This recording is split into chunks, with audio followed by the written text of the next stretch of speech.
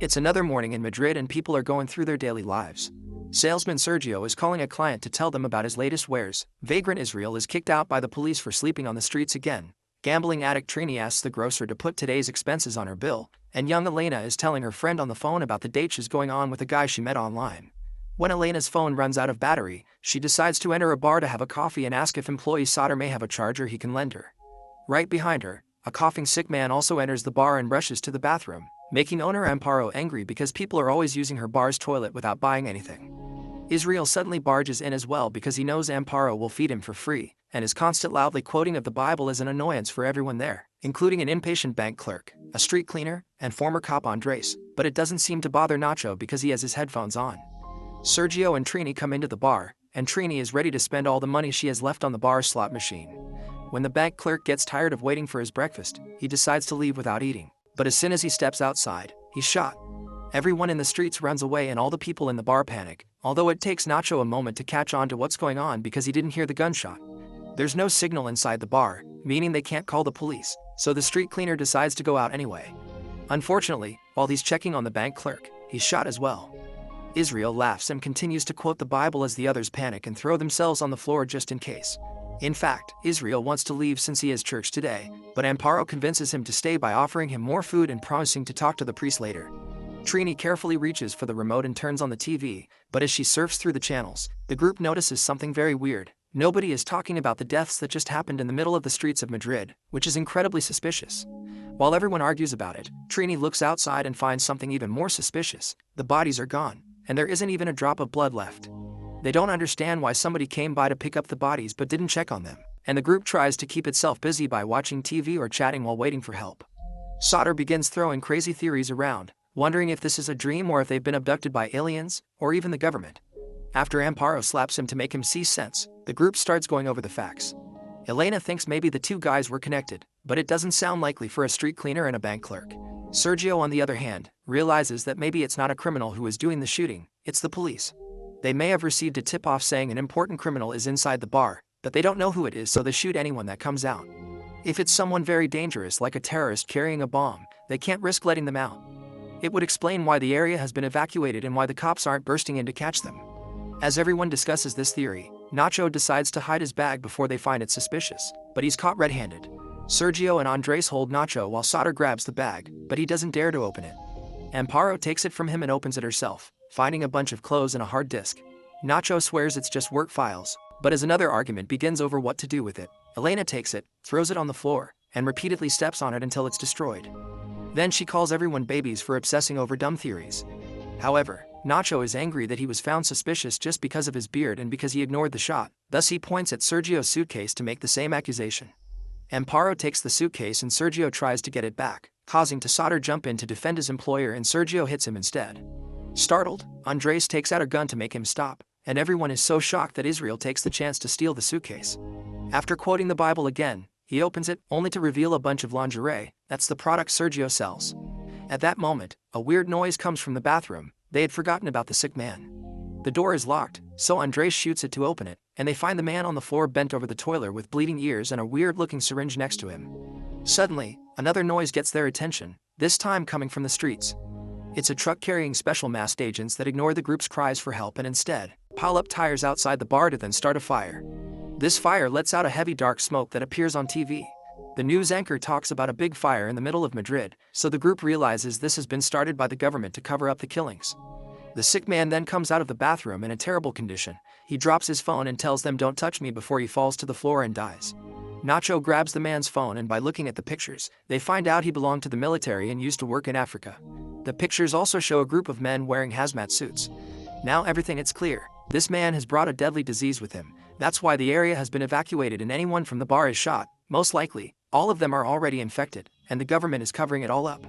Thinking they're going to die, everyone goes back to trying to keep themselves busy while waiting, and Israel prepares the sick man for funeral prayers, which includes putting coins over his eyes. Elena and Nacho have the sick man's phone, which only has 10% battery left, and they decide to try to find a signal. Nacho manages to do it by standing on a chair near a higher part of the bar ceiling, so he calls a coworker to explain the TV is lying.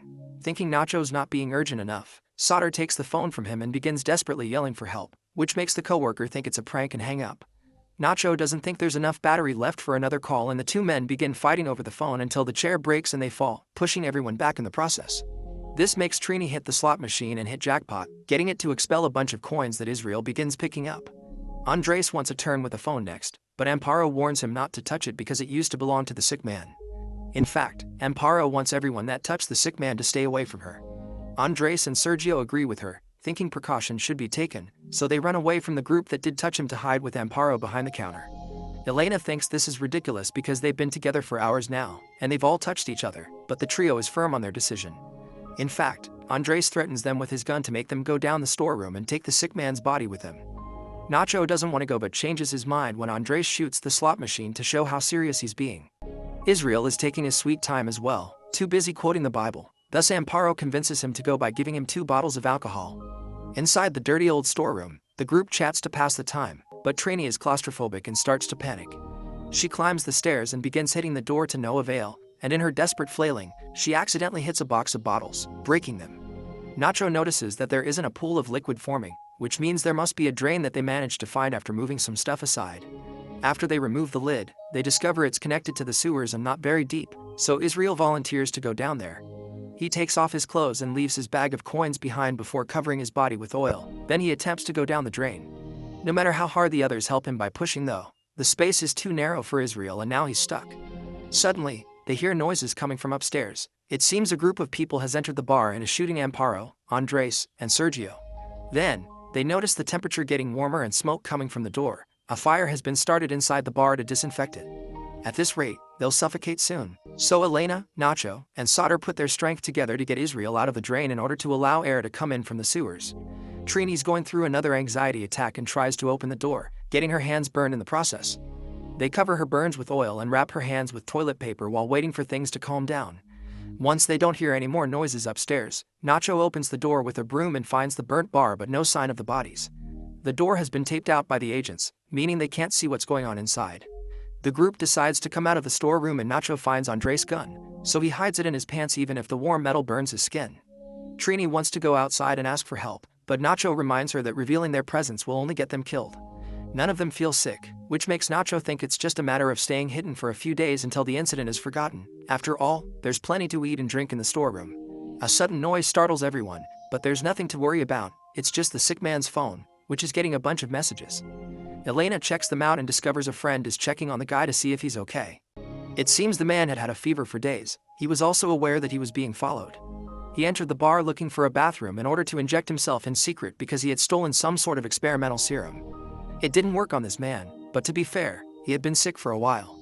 In contrast, nobody in the group has symptoms yet, so there's a chance it may work for them. At that moment, the phone begins ringing. The person from the text is now calling.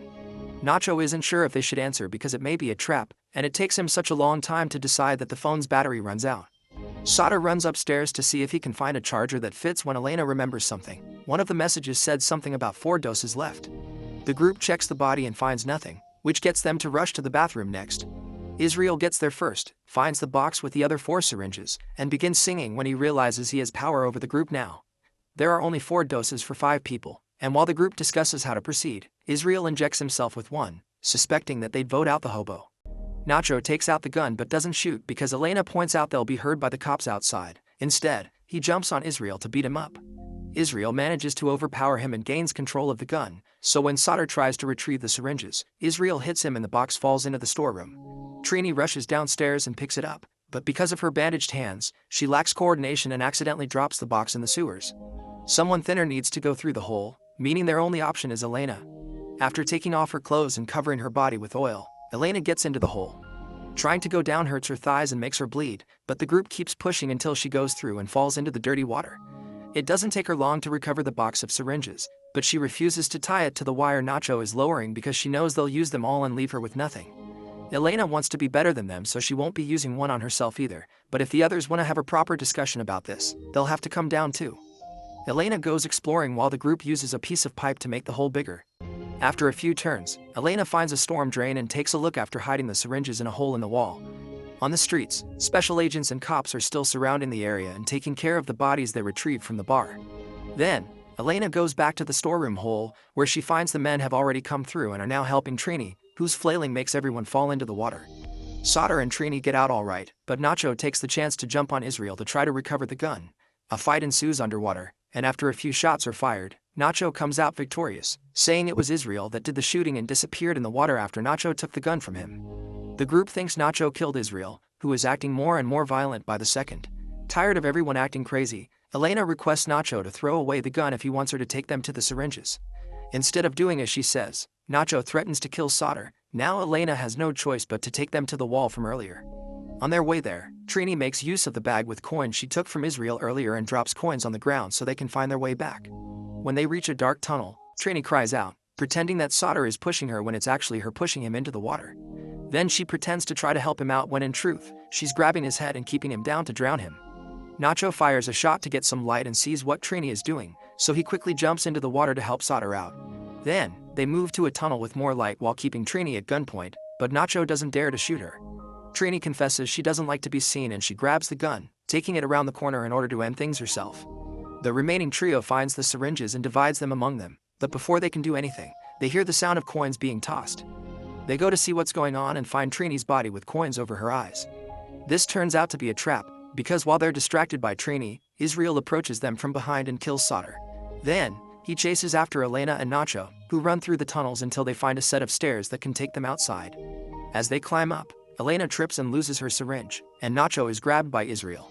Seeing as there's no escape for him, Nacho gives Elena his syringe and lets go of the stairs, making both men fall and die. Crying, Elena injects herself, then pushes the manhole lid at the end of the stairs until she manages to move it and get out. She finds herself on the other side of the containment zone, so there are people everyone staring at the state of her looks. A man tries to ask if she's alright and a woman gives her a jacket, but Elena doesn't pay attention. She just wanders away with a dazed look on her face. She's incredibly lost in her own mind and doesn't notice that she walks by the guy she was supposed to have a date with. He even calls her name, but Elena just keeps moving forward. Make sure to subscribe and turn on notifications so you can watch more videos like this. Thanks for watching.